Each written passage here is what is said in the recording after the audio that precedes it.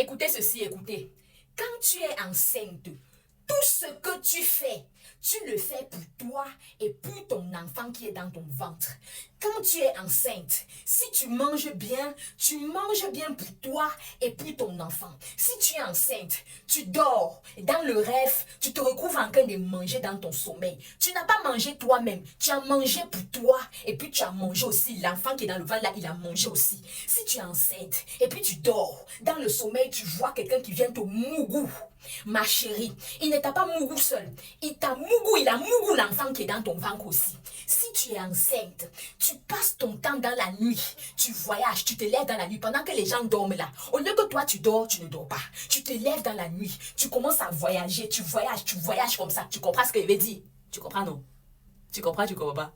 Tu voyages et puis tu pars faire tes choses là. Hein? Quand tu voyages là, tu ne voyages pas seul. Tu voyages avec l'enfant qui est dans ton ventre là. Est-ce que tu as compris? Aujourd'hui c'est dimanche, n'est-ce pas? C'est ce qu'elle vient de lire là. C'est ce que j'ai noté du culte d'aujourd'hui. C'est le pasteur qui a dit ça.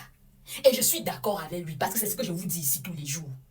J'ai dit, aujourd'hui je n'ai pas pu partir à l'église, mais j'ai écouté le culte en direct. Et c'est ce que le pasteur a dit. J'ai décidé de noter ça dans le cahier pour mettre ça dans le domaine de la maternité, mon domaine de définition. Vous me connaissez Tata Larose, comment il fait souvent. Le pasteur a dit, deuxième chose, le pasteur a dit, ta situation actuelle ne définit pas ton futur.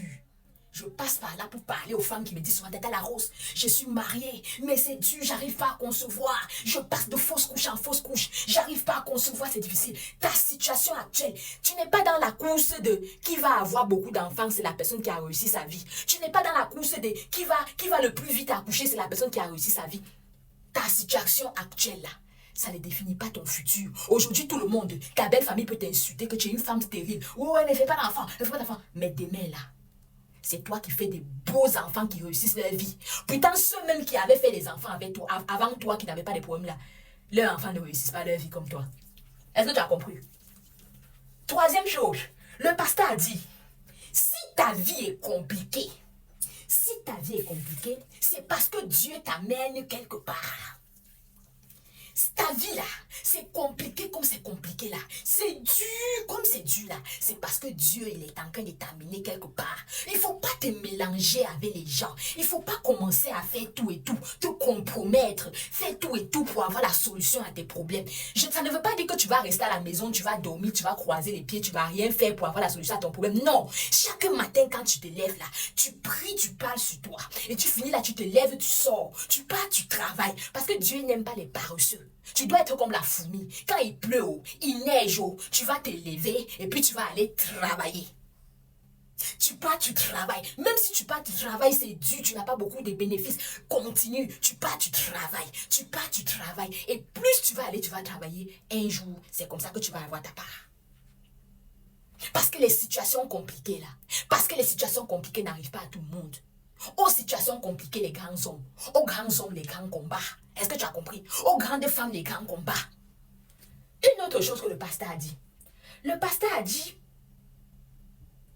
il faut apprendre à être reconnaissant pour le bien que les gens t'ont fait dans ta vie. Il ne faut pas être le genre de personne que facilement, c'est facile pour toi d'être ingrat. Quelqu'un a fait 100 ans, il t'a fait du bien. Mais la seule fois qu'il ne t'a pas fait du bien là, c'est là tu vas oublier toutes les 100 fois qu'il t'a fait du bien. Tu vas seulement passer ton temps à regarder ce qu'il n'a pas fait. Tu vas fermer les yeux sur ce qu'il a fait pour regarder ce qu'il n'a pas fait. Il ne faut pas être ce genre de personne. Parce que ce genre de personnes-là, Dieu n'écoute pas leurs prières. Les femmes qui m'écrivent souvent pour me dire, oui, tata, j'ai des problèmes pour concevoir. Tata, il y a une dame qui m'a contacté la dernière fois. Tata Larose, j'ai des problèmes, c'est grave. Qu'est-ce qu'il y a? Tata Larose, j'arrive pas à concevoir. Quand je cause avec elle, la dame me dit, Tata Larose, j'ai déjà 2 enfants, mais je voulais encore concevoir le 3e. Et moi, je lui ai dit, ça, tu es ingrate. Toi, tu es ingrate.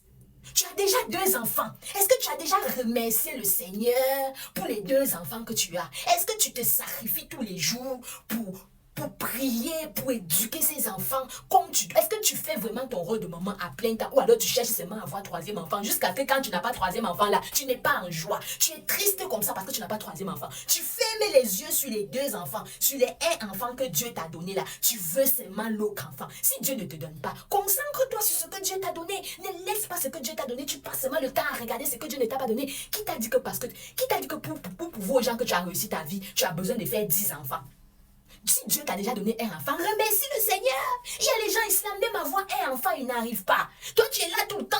Oh, je veux encore les enfants. Même si tu as un seul enfant, remercie le Seigneur, consacre-toi, prie pour cet enfant, confie-le. Peut-être cet enfant-là, c'est demain, cet enfant-là, c'est elle qui va faire encore beaucoup d'enfants. Je connais une dame, elle a fait un seul enfant. Et sa fille qu'elle a fait là, aujourd'hui, sa fille a déjà 4 enfants. Elle est grand-mère de 4 enfants, mais elle a fait un seul enfant. Est-ce que ce n'est pas mieux que de ne pas avoir d'enfants? Soyez reconnaissants pour ce que Dieu fait pour vous. Continuons.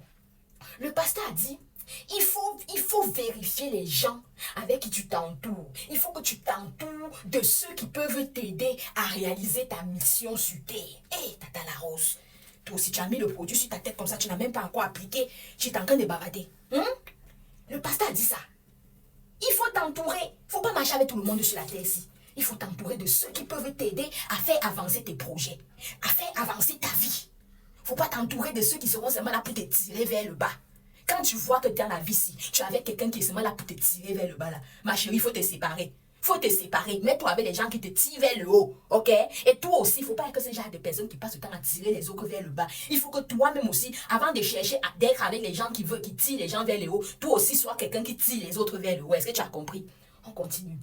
Le pasteur a dit, dans la vie, oui, j'ai déjà dit ça, j'ai déjà dit ceci. Il a dit aussi ceci. Il a dit, dans la vie, tu as besoin de rencontrer des personnes qui vont accepter de t'aider. Comment il a expliqué ça? Il a pris l'exemple de Simon de Cyrène. Il a dit, Simon de Cyrène, là, quand vous connaissez Simon de Cyrène, c'est celui qui rentrait du champ quand l'avion lui a dit de porter la croix de Jésus pour aller accompagner Jésus à Golgotha, là.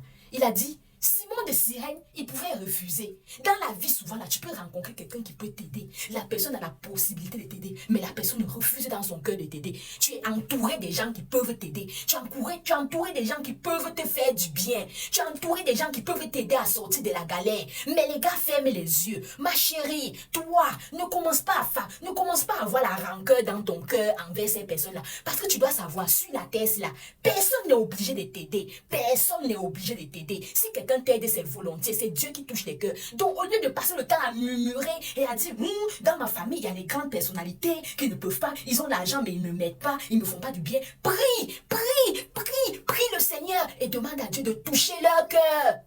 Afin qu'ils puissent te faire du bien, c'est Dieu qui touche les cœurs. Bon, maintenant, quand il te parle comme ça, toi, tu vas faire comment pour prier, pour demander à Dieu de toucher les cœurs? Quand tous les jours, je te parle ici, te demande d'accepter Jésus dans ta vie, comme ton Seigneur et ton Sauveur personnel. Tu n'acceptes pas. Tu es là tous les jours, un peu, tu es chez les marabouts, un peu, tu es chez les gangas. Il faut accepter Jésus. Parce que quand tu pries, et que ta prière est accompagnée de Jésus-Christ de Nazareth, ma chérie, ta prière monte au ciel comme ça, avec puissance. Et tu reçois l'exaucement. C'est ce que le pasteur a dit. Tu veux perdre du poids? Tu as pris combien de kilos? Pas besoin de stresser. Contacte juste KDM Slimming.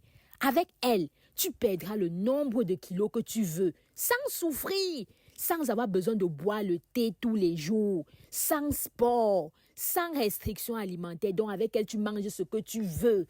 Son numéro WhatsApp, c'est le +15 13 56 83 59 8. Contacte-la.